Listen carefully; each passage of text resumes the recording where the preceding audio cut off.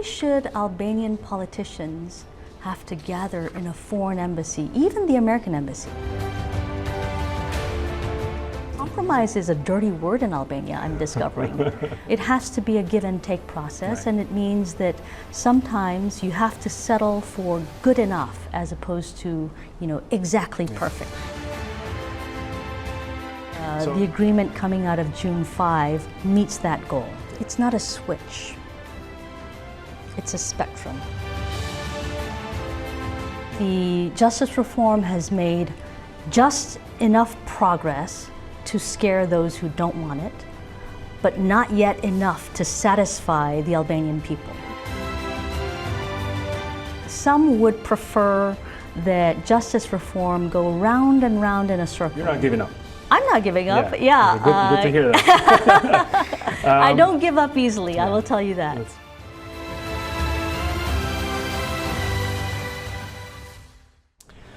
Dashur teleshikues, mirë se vini. Kjo është intervista jonë me ambasadoren amerikane në Shqipëri, zonjën Yuri Kim. Zonja ambasadore, është një nder t'ju kem në studio dhe më lejoni t'ju uroj mirëseardhjen në A2. Faleminderit shumë, është kënaqësi të jem këtu. Është kënaqësi edhe për mua. Le ta fillojmë duke folur për reformën në drejtësi. Një investim i madh i Shtetet e Bashkuara, jo vetëm nga pikpamja financiare, por edhe ajo njerëzore. Tek ajo është investuar shumë besim. A jeni e kënaqur me rezultatin deri tani? So what I would say is that justice reform is clearly something that the Albanian people want. Ajo që do të thoja është se reforma në drejtësi është qartësisht diçka që e do populli shqiptar dhe është diçka në të cilën kanë investuar shumë Shtetet e Bashkuara dhe shumë nga miqtë e tjerë të Shqipërisë. Tani jemi në një pikë kritike. Reforma në drejtësi ka bërë përparim, aq sa mjafton për të trembur ata që nuk e duan atë, por ende jo aq sa të kënaq popullin shqiptar.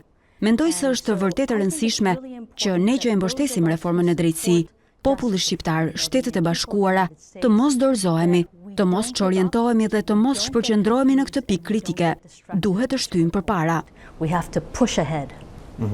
Dhe si e bëjmë këtë? I think the way that we do that. Mendoj se mënyra për ta bërë këtë është që populli shqiptar duhet të vazhdojë të ngrejë zërin për të shprehur pakënaqësitë, për të shprehur kërkesën e tij për më shumë transparencë, më shumë sundim të ligjit. Për sa i përket Shteteve të Bashkuara, unë kam udhëzime të qarta nga Uashingtoni që kjo çështje mbetet prioritet dhe unë kam në plan të zbatoj ato. Dua t'ju pyes për një tweet që nxorët në Twitter jo shumë kohë më parë. Folët për thashetheme mbi kërcënimin për ta vrarë reformën në drejtësi. A dolën të vërteta ato thashetheme dhe a jeni të përgatitur për ta mbrojtur reformën në drejtësi, nga cili do që përpiqet ta vrasë atë? I think that there may have been some truth to. Mendoj se mund të ketë pasur një farë të vërtetë tek ato thashetheme dhe siç thash në mesazhin në Twitter, në fakt jam mjaft e drejtë për drejtë, nuk jam diplomate shumë e mirë, them atë që synoj të them. Shpresoj vërtet që nuk ka pasur të vërtetë në ato thashetheme dhe pasi unë shpreha këtë pikpamje, shumë aktorë të rëndësishëm dolën publikisht dhe afirmuan se nuk kishte të vërtetë në ato thashetheme. Ndaj jam shumë e lumtur të dëgjoj që është ashtu. Dakord. Kjo më çon në një pyetje tjetër. Shumë nga personat me të cilët punoni shihen në publik si të dyshimt. Nuk kanë gjithmonë reputacionin më të mirë. Si e trajtoni këtë gjë? How do you deal with that? As diplomats, we deal with a wide range of people.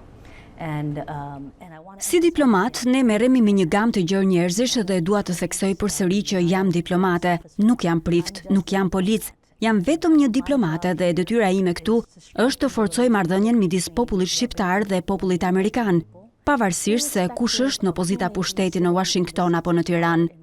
Detyra ime është të ndërtoj marrëdhënie midis dy vendeve dhe është kënaqësi e madhe që jam në gjendje ta bëj këtë. And I'm very pleased to be able to do that. Por duhet ta pranoni se ky është një vend i veçantë në botë. Po.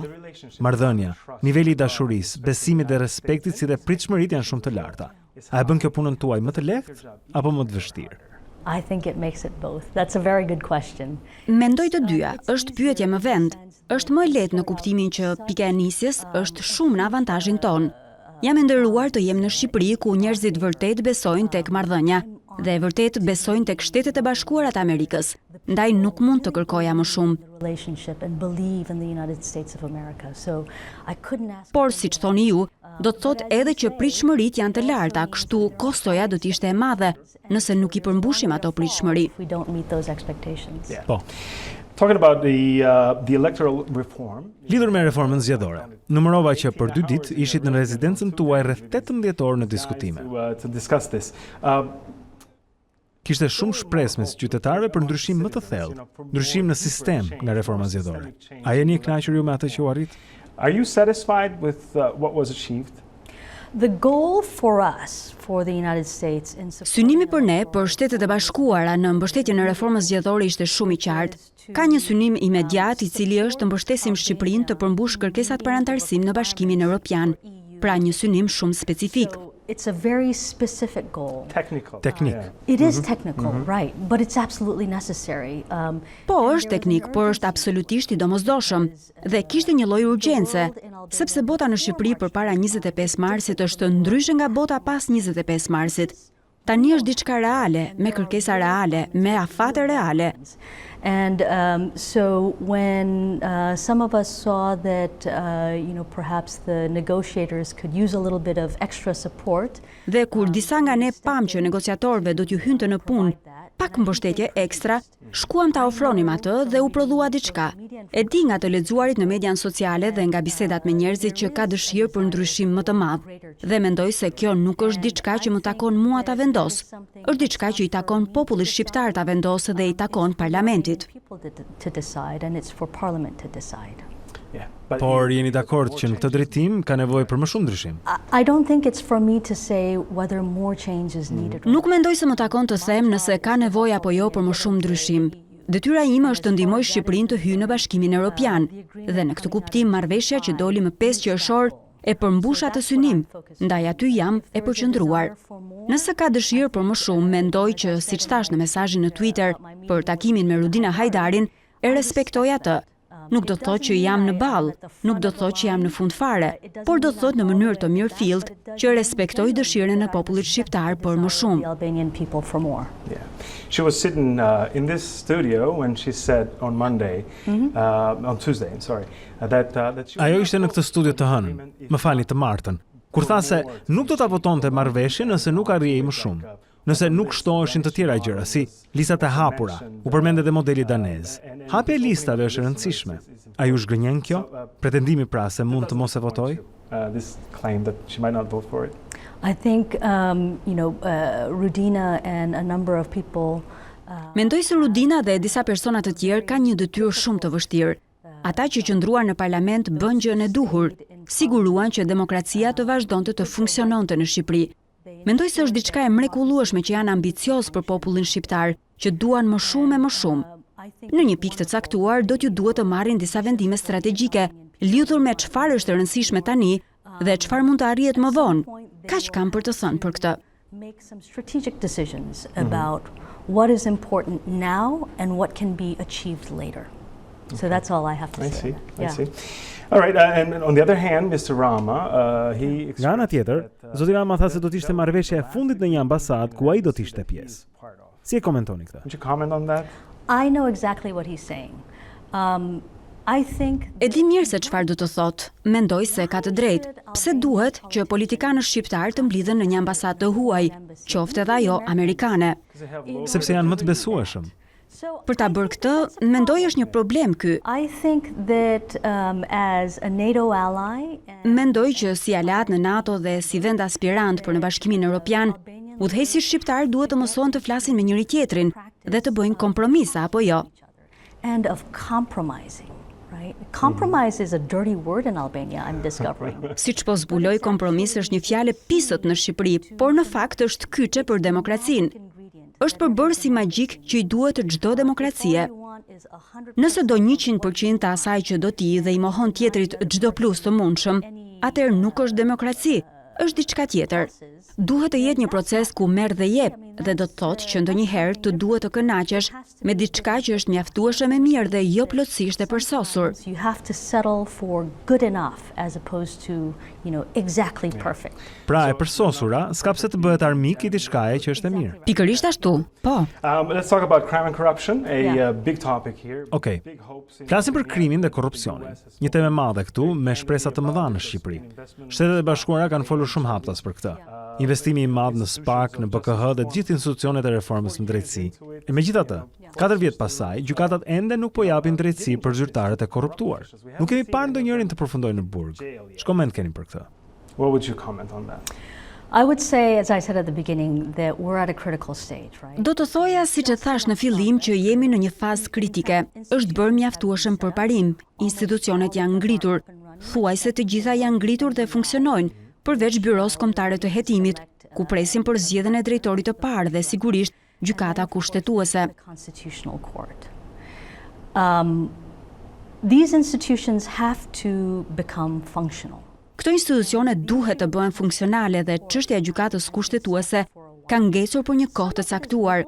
Një pjesë është ligjore e mirëfillt, një pjesë është politike. Ekziston vërtet në themel një çështje vullnetit politik.